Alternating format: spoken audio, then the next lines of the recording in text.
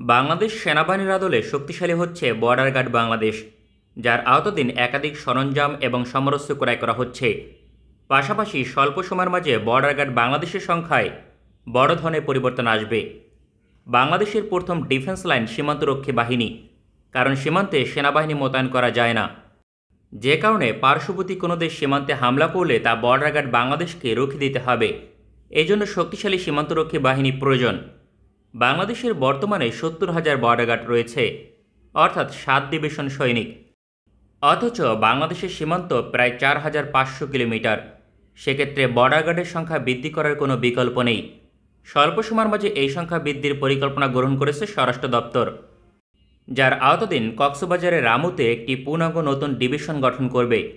Myanmar সীমান্তবর্তী রামুতে border গার্ডের শক্তিশালী অবস্থান থাকা প্রয়োজন, কারণ দেশটির সাথে ২৭১ কিলোমিটার সীমান্ত রয়েছে, যার বেশিরভাগ দুর্গম।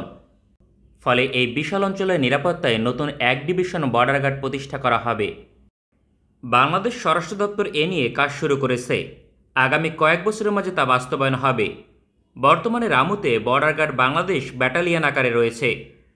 সাধারণত এক ব্যাটালিয়নে ৬০০ থেকে ১,০০০ সৈনিক থাকে। এর চেয়ে বড় হচ্ছে ব্রিগেড। সাধারণত এক ব্রিগেডে ৩ থেকে ৫,০০০ সৈনিক থাকে। তার চেয়ে বড় হচ্ছে ডিভিশন, যেখানে ১০ থেকে ১৫,০০০ সৈনিক থাকে। সুতরাং মিয়ানমার সীমান্তবর্তী রামুতে বর্ডার গার্ডের সংখ্যা প্রায় ১০ গুণ বৃদ্ধি পাবে। এছাড়া বান্দরবন, নওগাঁ এবং যশোরে নতুন ৩টি ব্রিগেড প্রতিষ্ঠা করবে। সুতরাং ৩টি ব্রিগেডে সর্বনিম্ন ৯ থেকে ১৫,০০০ সৈনিক লাগবে। ভারতের সীমান্তবর্তী এই অঞ্চলে বর্ডার গার্ডের শক্তিশালী অবস্থান সবচেয়ে বেশি প্রয়োজন, কারণ ভারত সীমান্তের নিকটবর্তী বাংলাদেশ সেনাবাহিনীর কোনো সামরিক ঘাঁটি নেই। সুতরাং ভারতীয় সামরিক বাহিনী আগ্রাসন চালাতে আসলে বর্ডার গার্ডকেই একাই মোকাবেলা করতে হবে দীর্ঘ সময়। নওগাঁ হচ্ছে রাজশাহী এবং রংপুরের নিকটবর্তী একটি গুরুত্বপূর্ণ অঞ্চল। ভারত কখনো আগ্রাসন চালাতে আসলে এই অঞ্চল প্রথমেই টার্গেট করবে। সুতরাং বর্ডার গার্ড বাংলাদেশের নওগাঁ ব্রিগেড তুলনামূলক শক্তিশালী হওয়া প্রয়োজন। অন্যদিকে যশোর সীমান্তের ব্রিগেডও খুবই গুরুত্বপূর্ণ, কারণ রাজশাহী এবং খুলনার নিকটবর্তী এই অঞ্চলেও আগ্রাসন চালানোর সম্ভাবনা রয়েছে। তবে নওগাঁর তুলনায় এটি তুলনামূলকভাবে কম ঝুঁকিপূর্ণ। পাশাপাশি ভারত এবং মিয়ানমার সীমান্তবর্তী বান্দরবনে বর্ডার গার্ডের একটি শক্তিশালী অবস্থান থাকা প্রয়োজন ছিল। তবে এই পরিকল্পনা বাস্তবায়ন হলে দুর্গম সীমান্ত বহুল অংশে নিরাপদ হবে। সুতরাং নতুন ৩টি ব্রিগেড এবং রামুতে এক ব্যাটালিয়নকে ডিভিশনে উন্নীত করার পরিকল্পনা বাস্তবায়ন হলে বর্ডার গার্ডের সংখ্যা বৃদ্ধি পাবে অন্তত ২০,০০০ কিংবা তার চেয়েও বেশি। তবে এখানেই বর্ডার গার্ড বাংলাদেশের সংখ্যা সীমিত করা হচ্ছে তা নয়। এছাড়া যশোরের ঝিকরগাছা, মেহেরপুর, খাগড়াছড়ি, বান্দরবনের বড় মওদক, গাজীপুর, নারায়ণগঞ্জ এবং সিলেটের কুলাউড়ায় নতুন ৮টি নতুন ব্যাটালিয়ন গঠন করবে বর্ডার গার্ড বাংলাদেশ। এই ৮টি অঞ্চলের মাঝে ৬টি দেশের সীমান্তবর্তী এবং কৌশলগতভাবে গুরুত্বপূর্ণ অঞ্চল। তবে বর্ডার গার্ড সীমান্তরক্ষী বাহিনী হলেও তারা স্বরাষ্ট্র দপ্তরের আওতাধীন, ফলে দেশের অভ্যন্তরে কাজ করবে, যে কারণে শিল্প অঞ্চল গাজীপুর এবং নারায়ণগঞ্জে ব্যাটালিয়ন গঠন করবে। বাংলাদেশ বর্ডার গার্ড সাতক্ষীরার নীলডুমুরিয়া এবং টেকনাফে ২টি রিভারাইন ব্যাটালিয়ন গঠন করবে, কারণ এই অঞ্চলগুলো নদীমাতৃক, ফলে নদীপথে নিরাপত্তা নিশ্চিত করবে। সুতরাং ১০টি ব্যাটালিয়ন নতুন করে গঠন করলে বর্ডার গার্ড বাংলাদেশের সংখ্যা হবে কমপক্ষে ৭ থেকে ১০,০০০।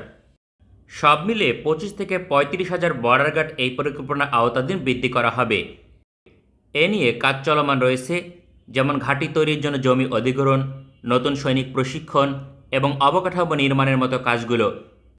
বর্ডার গার্ড বাংলাদেশের সৈনিক সংখ্যা বৃদ্ধির পাশাপাশি তার আধুনিকায়নে কাজ শুরু হয়েছে, যার আওতাধীন ব্যালিস্টিক হেলমেট এবং বুলেট প্রুফ জ্যাকেট সরবরাহ করা হচ্ছে। বাংলাদেশ বর্ডার গার্ড রাইফেল হিসেবে যথেষ্ট আধুনিক রাইফেল অপারেট করে পার্শ্ববর্তী দেশগুলোর তুলনায়। সুতরাং পার্সোনাল গিয়ার্স হবে বাংলাদেশ সেনাবাহিনীর আদলে। পাশাপাশি সীমান্তে লড়াই করার জন্য বেশ কিছু গুরুত্বপূর্ণ সমরাস্ত্র অন্তর্ভুক্ত করা হচ্ছে, যেমন helicopter, armed personal career, heavy machine gun, anti tank guided missile. Bangladesh border গার্ডের বহরে সাম্প্রতিক সময় যুক্ত হয়েছে স্পেনের তৈরি ট্যাঙ্ক বিধ্বংসী ক্ষেপণাস্ত্র। বর্ডার গার্ড বাংলাদেশের এই ধরনের সমরাস্ত্র ছাড়া আর কোনো সমরাস্ত্র প্রয়োজন নেই। শুধুমাত্র সংখ্যার দিক থেকে হেভি মেশিন গান এবং অ্যান্টি ট্যাঙ্ক গাইডেড মিসাইল বৃদ্ধি করতে হবে, কারণ প্রয়োজনের তুলনায় এই ধরনের সমরাস্ত্র মজুদ যথেষ্ট নয়। তবে এখন বর্ডার গার্ডের একমাত্র সমরাস্ত্র ঘাটতি হচ্ছে আকাশ প্রতিরক্ষা ব্যবস্থা। সীমান্তের নিরাপত্তায় man portable air defence system border গার্ডকে সরবরাহ করা প্রয়োজন। তবে এ বিষয়ে এখনও কোনো সিদ্ধান্ত নেয়নি স্বরাষ্ট্র দপ্তর। কারণ বাংলাদেশ সেনাবাহিনীর হয়তোবা এ বিষয়ে আপত্তি থাকতে পারে, কেননা বিদ্রোহ করার সম্ভাবনা এবং তাকে দমন করা সেনাবাহিনীর জন্য তখন কঠিন হবে। তবে বাংলাদেশ সেনাবাহিনীর নেতৃত্ব শক্তিশালী হলে সেই সম্ভাবনা থাকবে না, কারণ কোনো একটি অদৃশ্য ঝুঁকির কথা বিবেচনা করে জাতীয় নিরাপত্তায় অবহেলা করার সুযোগ নেই। বাংলাদেশ বর্ডার গার্ডের অতিরিক্ত 30,000 সৈনিক বৃদ্ধির পরিকল্পনা পরিপূর্ণভাবে বাস্তবায়ন হবে 2035 সালের পূর্বে, হয়তোবা তার পূর্বেও পরিকল্পনা বাস্তবায়ন হতে পারে, কারণ 2041 সালের মাঝে বর্ডার গার্ডের সকল উন্নয়ন শেষ করার কথা রয়েছে, যার প্রথম ধাপ হবে বর্ডার গার্ডের সংখ্যা স্বল্প সময়ের মাঝে বৃদ্ধি করা। কারণ বর্ডার গার্ড বাংলাদেশের আধুনিকায়নের পরবর্তী ধাপগুলো এগিয়ে নিতে হলে প্রথমে তাদের সংখ্যা বৃদ্ধি করা ব্যতীত পরবর্তী ধাপে পৌঁছাতে পারবে না। সেক্ষেত্রে মনে হয় না বর্ডার গার্ড বাংলাদেশের সংখ্যা 70,000 থেকে 1 লক্ষ হতে 2035 সাল পর্যন্ত অপেক্ষা করতে হবে। বর্ডার গার্ড বাংলাদেশের আধুনিকায়নের অংশ হিসেবে একটি কুইক রেসপন্স টিমও গঠনের কাজ শুরু হয়েছে। মূলত সীমান্তে কোনো ঝামেলা হলে সেই টিম দ্রুত নির্মূল করতে সেখানে মোতায়েন করা হবে। এটি বর্ডার গার্ড বাংলাদেশের স্পেশাল ফোর্সের একটি অংশ বলা যেতে পারে। আমাদের ভিডিওটি পছন্দ হলে আমাদের সমর্থন করতে সঙ্গে থাকুন। ভালো থাকবেন সবাই, দেখা হবে পরবর্তী কোনো ভিডিওতে।